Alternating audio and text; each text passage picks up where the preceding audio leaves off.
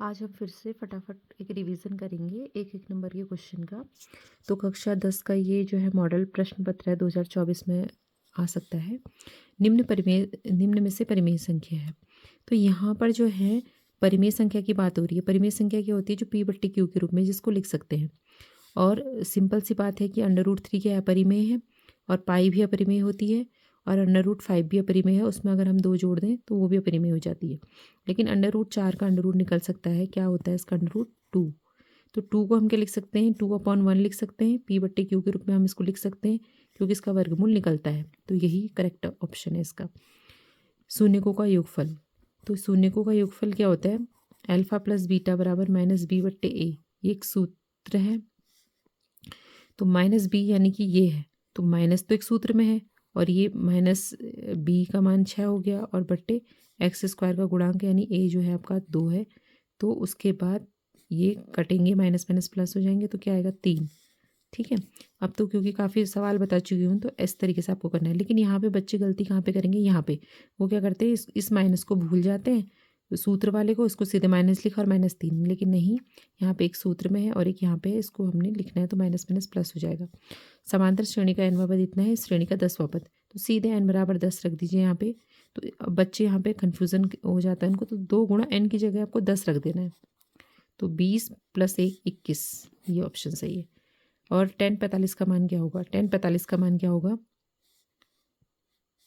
1। ये तो अभी याद करने वाली चीज़ होगी ना। तो यहाँ पर अगर ऐसा कोई ऑप्शन आपको नहीं दिया हो और आपको ये सवाल आता हो तो आप उसको सॉल्व करके करेक्ट आंसर लिख सकते हैं। अगर इन चारों ऑप्शन में से अगर कोई नहीं भी होगा तो आपको जो करेक्ट ऑप्शन है आपको पता है उसका आंसर क्या है तो आप लिख सकते हैं। मूल बिंदु के निर्देशांक है 0 0। सभी वर्ग होते हैं। अब वर्ग जो है आपको सभी, चाहे बड़ा वर्ग हो चाहे छोटा वर्ग हो, मतलब कि उनमें ये 90 90 के एंगल होंगे। ठीक है। तो वो समरूप होते हैं। ठीक है। समरूप इस तरीके का चिन्ह होता है उसका। अब यहाँ पे एक मूल इतना है तो k का मान होगा। तो एक मूल अगर 2 है तो मूल माने x का मान, तो यानी x की जगह आप क्या रख देंगे? x बराबर 2 रख दीजिए समीकरण में। तो 2 का वर्ग k ऐसे ही रहेगा, 2 ऐसे इसके साथ गुणा हो जाएगा, -6 बराबर 0। तो कितना हो जाएगा? 2 दूनी 4, 2k -6। अब यहाँ पर बराबर 0, तो -6 में से 4 गया, कितना होता है? 2।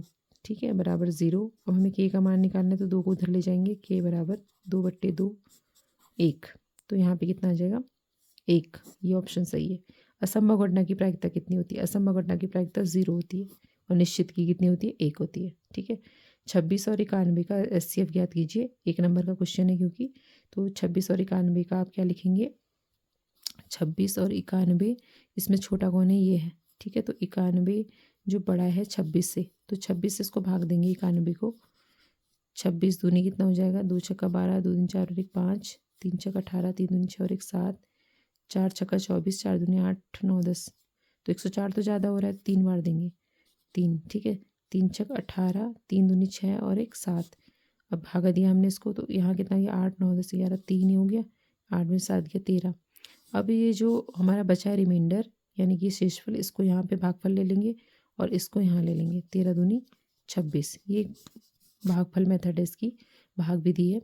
तो यहाँ पर क्या हो जाएगा? 13 से इन दोनों में भाग जाता है तो 13 इसका HCF हो जाएगा। ठीक है।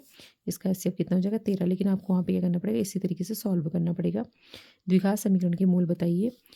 x² - 9 बराबर 0। तो x² बराबर 9, x बराबर कितना हो जाएगा? अब क्योंकि वर्ग हटाए तो √9, √9 का क्या होता है? 3 और +-3। क्योंकि द्विघाती समीकरण है तो इसके 2 मूल होंगे, x बराबर 3 और x बराबर -3। ठीक है। तो इस तरीके से एक नंबर को प्रश्नों को आपको हल करें।